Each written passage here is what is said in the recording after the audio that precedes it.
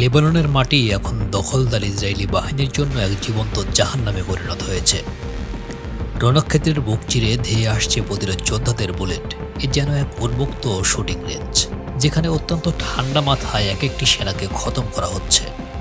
দম্ভ নিয়ে সিংহদের ডেরায় পা বাড়াতেই ইসরায়েল টের পাচ্ছে পাল্টা আঘাতের আগুন কাকে বলে।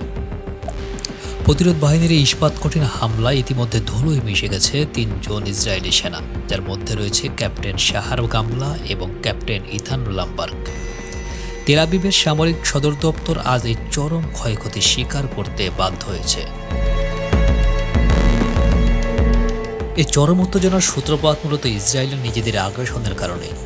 লেবাননের চিকিৎসা কেন্দ্রে এবং প্যারামেডিক দলের ওপর ইসরায়েলি বাহিনী কাপুরুষোচিত হামলা চালানোর পর তার প্রতিশোধ নিতেই অ্যাক্সিস অব রেজিস্ট্যান্স জোটের যোদ্ধারা একযোগে পাল্টা আক্রমণ শুরু করে। গত বৃহস্পতিবার বিকালে লেবাননের লিটানি নদীর উত্তর প্রান্তে অবস্থানরত একটি ইসরায়েলি ট্যাঙ্ক লক্ষ্য করে দূরপাল্লার ক্ষেপণাস্ত্র ছড়ে যোদ্ধারা। মুহূর্তেই ধ্বংস হয়ে যায় ইসরায়েলি সাঁজোয়া যানটি এবং রণক্ষেত্রে আরও কোণঠাসা হয়ে পড়ে নেতানিয়াহুর সেনারা।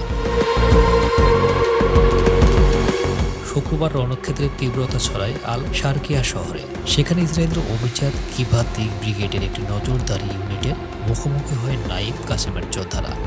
দুই পক্ষের মধ্যে শুরু হয় মুখোমুখি ও বিধ্বংসী গোলাগুলি। এই রক্তক্ষয়ী সংঘর্ষে ইসরায়েলি বাহিনীর একজন ইউনিট কমান্ডার এবং একজন লেফটেন্যান্ট জেনারেল পদমর্যাদার কর্মকর্তা মারাত্মকভাবে জখম হন। একই দিনে প্রতিরোধ বাহিনীর পুঁতে রাখা ল্যান্ডমাইন বিস্ফোরণে গুরুতর আহত হন খোদ ইসরায়েলি সেনাবাহিনীর আর একজন গুরুত্বপূর্ণ অফিসার। এই লড়াই স্পষ্ট বুঝিয়ে দিচ্ছে, যে কোনো মূল্যে মধ্যপ্রাচ্যে ইসরায়েলি আগ্রাসী নীতি গুড়িয়ে দিতে বদ্ধপরিকর লেবানন। তারা দখলদারদের সাফ জানিয়ে দিয়েছে, নিজেদের ভূখণ্ডে কোনো ধরনের আত্মসমর্পণমূলক চুক্তি বা আপোষের প্রশ্নই আসে না। প্রতিরোধ জোটের শীর্ষ নেতা নাইম কাসেমের হুঁশিয়ারি এখন অত্যন্ত স্পষ্ট ও ভয়ঙ্কর।